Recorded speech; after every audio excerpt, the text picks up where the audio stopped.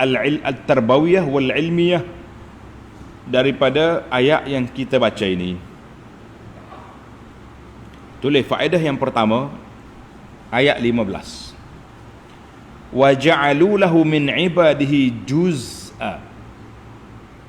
Puak-puak kafir musyrik yang mempersekutukan Allah dengan menjadikan sebahagian dari hamba-hamba Allah sebagai anaknya. Maka di sini Allah Ta'ala sebut perkataan juz'a, satu bahagian. Sebab anak itu, boleh anak itu sebahagian daripada kita. Sebab itu dia kata juz'a, al-waladu juz'un minal walid. Anak sebahagian daripada ayah dia. Sebab itu anak tak boleh menjadi saksi kepada ayah. Anak tak boleh jadi saksi daripada ayah dia. Oh, saya saksi ayah, tak boleh. Sebab dia sebahagian daripada dia dah.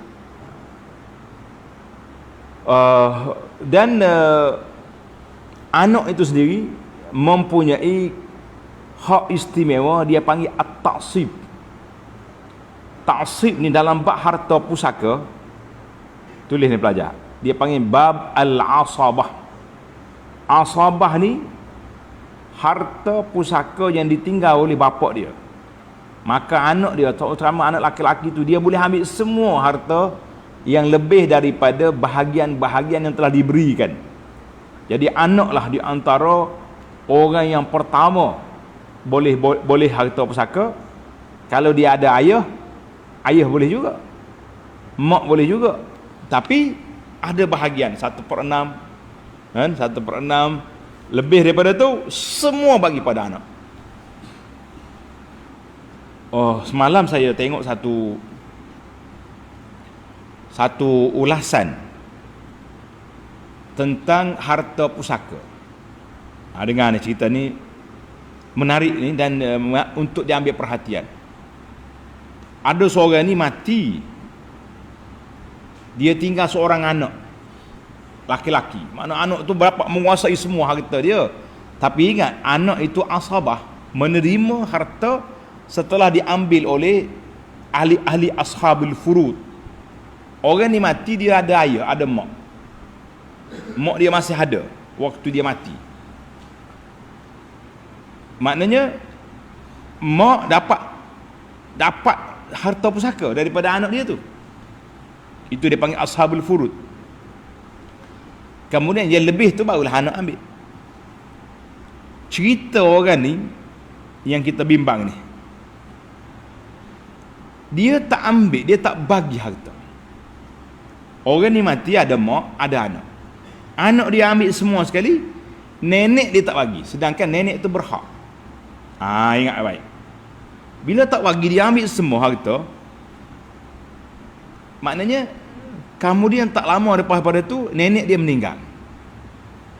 Maknanya bahagian daripada nenek akan turun pusaka kepada pak saudara dia. Dia tak bagi. Setelah 40 tahun berlalu, dia duk makan harta pak saudara dia, barulah dia nak pergi cara di mahkamah, di bahagian pusaka. Bila pegawai tarikah tu, pusaka ni tanya dia, waktu mak mati tu siapa ada, barulah dia bagi tahu masa mak dia mati, nenek dia ada lagi. Maknanya nenek tu boleh terima pusaka. Bila nenek dia mati, harta bahagian nenek 1/6 ke 1 berapa tadi akan pergi kepada anak-anak nenek, mana pak saudara. Mak saudara dan pak saudara dia tak bagi.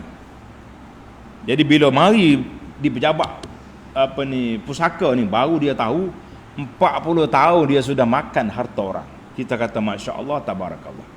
Sebab itulah hati-hatilah tuan-tuan dan puan-puan.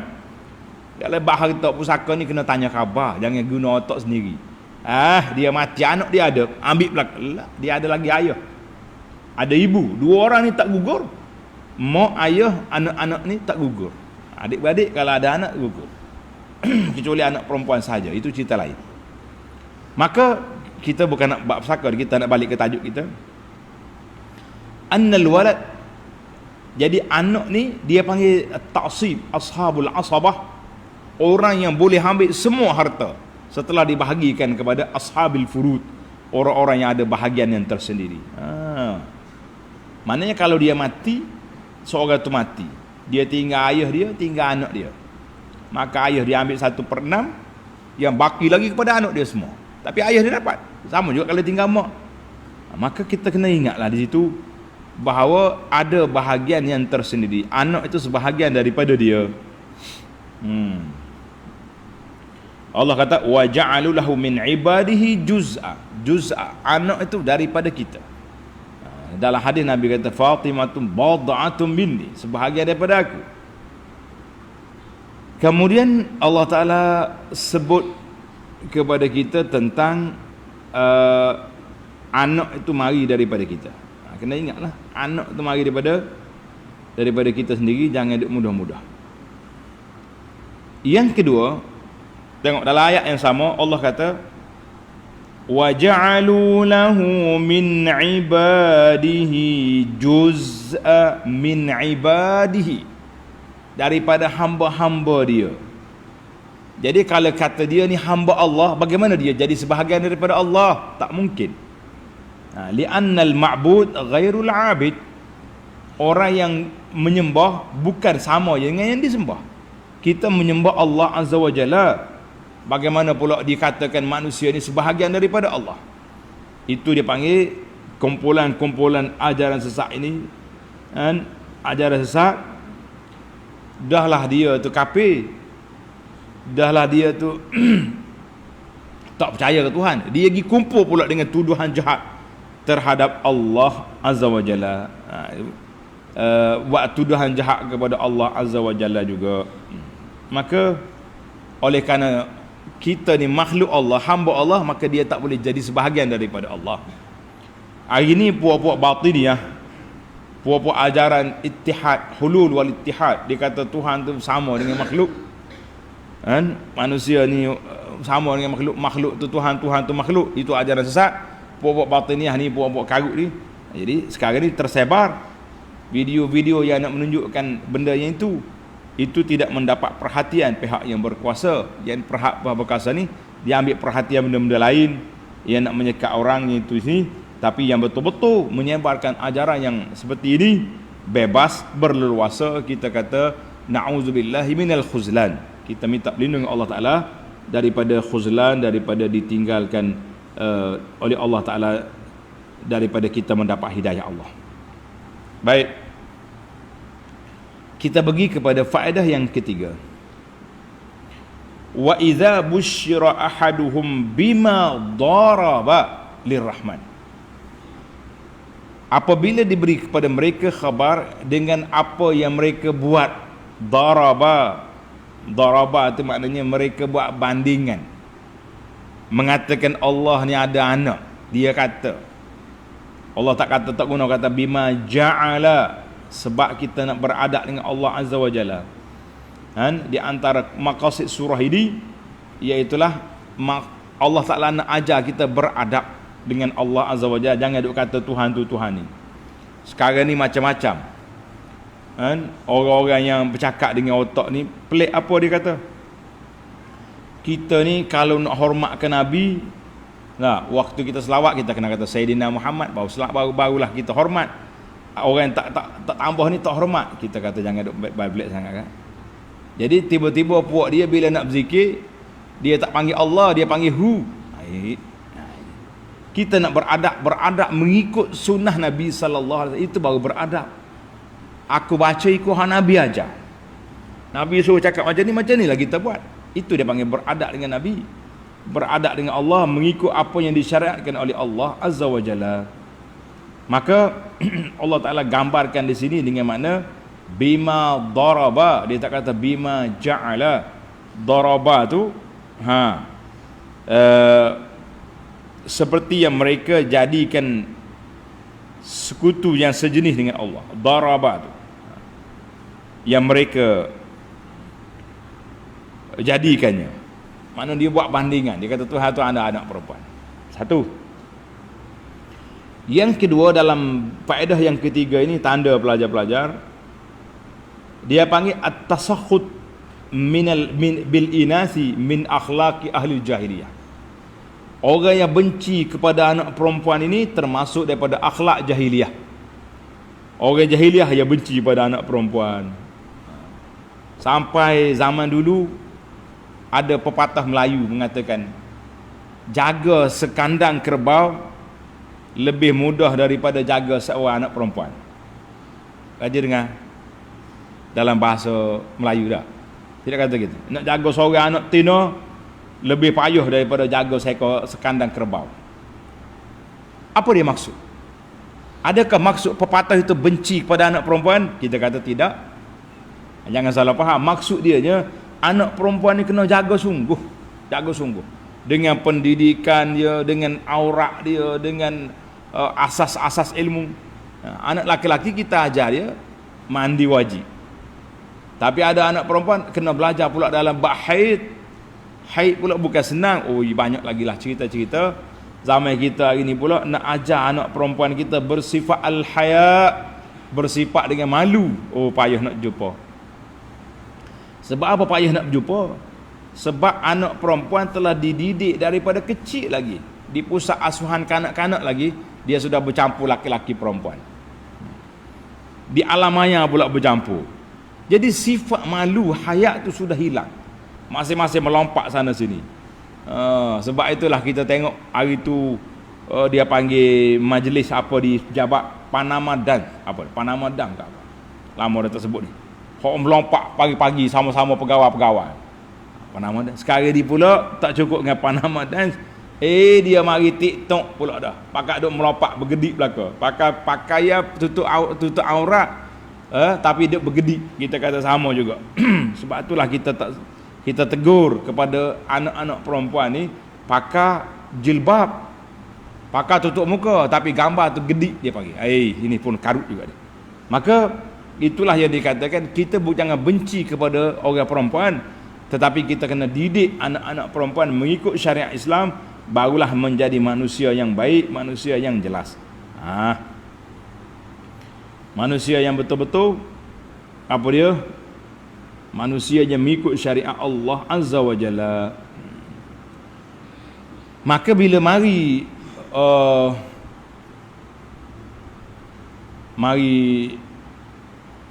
pokok jahiliah ni, dia benci pada anak perempuan. Kita orang Islam, kita menerima anak perempuan, tetapi dengan pendidikan, dengan tarbiyah yang baik-baik, barulah kita jadi.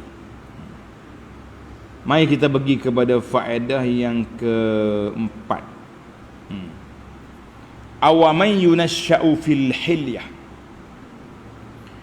Patutkah dikatakan anak Allah itu jenis perempuan yang biasanya dididik dan dibesarkan dalam perhiasan? Ni panjang cerita ni. Perhiasan ini, ayat ini isyarat. Tulis pelajar. Ayat ini menjadi isyarat bahawa laki-laki ini tidak sesuai dengan dia berhias.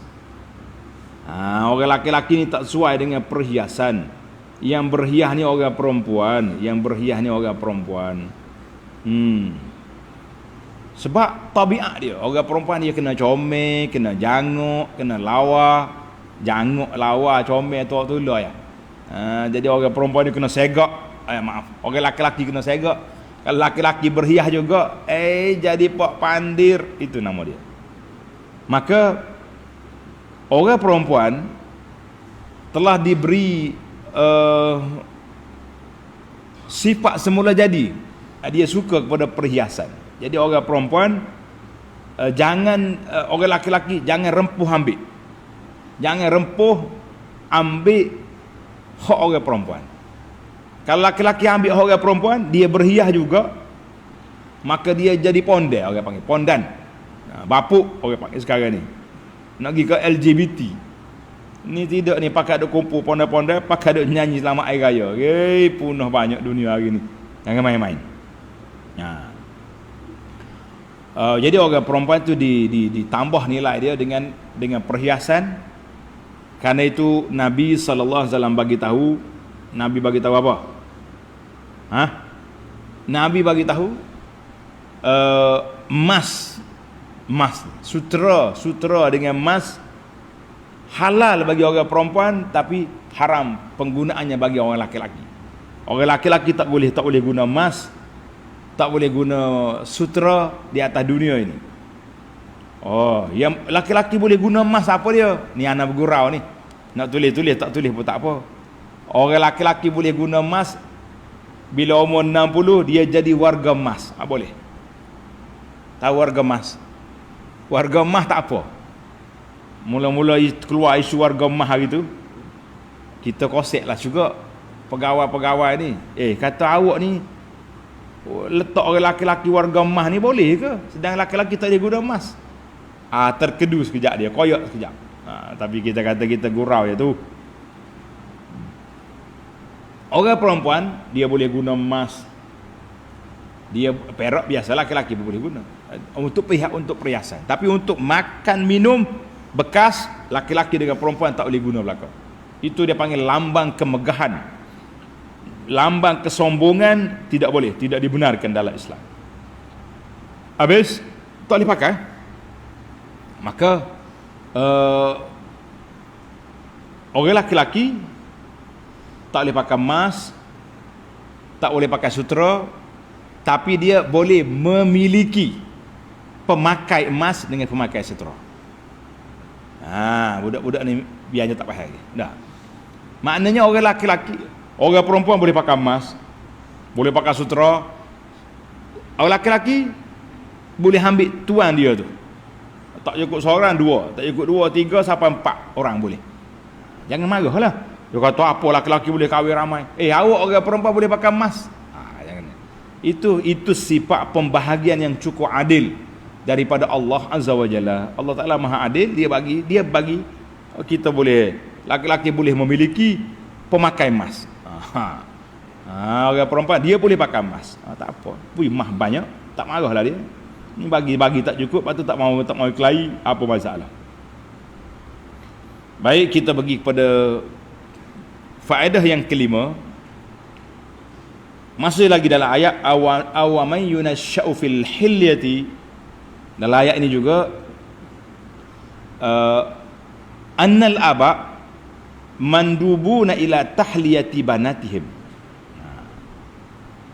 Bapa sunat, elok bapa tu memperhiaskan anak perempuan dia. Manakala kita ada kemampuan, kita belilah perhiasan-perhiasan kepada anak. Beli gelang, beli rantai, anting-anting, kata orang beli subang, pakai ke anak. Sebab bagi orang perempuan, ayat ini menunjukkan bahawa at-tahalli mubahul lin nisa. Berhias dengan alat-alat perhiasan ini harus bagi orang perempuan. Cuma mengikut SOP lah, SOP. Jangan berhias, dia panggil tabarruj. Tabarruj, berhias di luar rumah, itu haram. Berhias dalam rumah untuk suami, encik suami, itu digalakkan. Ni itu terbalik. Dalam rumah agak dia pengembai, orang Kelantan kata berkembai gantung. Pengembai gantung ni maju pun tak akal. Dah lah serebe suami balik tengok. Maaflah bang, duk menyapu rumah. Tahu dah pukul 5 petang suami kelik, dia menyapu rumah apanya. Masa tu lah kita berhias-hias, suami kelik pun senyum tengok. Ni tengok kelik, Allah makcik ni kak. Tukang ngatur pagi. Dan itu masalah kita. Nak keluar rumah berhias, duduk dalam rumah tak berhias. Patutnya berhias tu untuk suami. Untuk suami.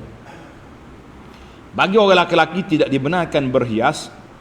Laki-laki tidak dibenarkan berhias-hias kecuali dengan pakaian yang diizinkan oleh syarak. Kita boleh pakai jubah, boleh pakai serban, comel-comel, kan? Boleh pakai yang dibenarkan, wangi-wangian yang wangi itu dibenarkan.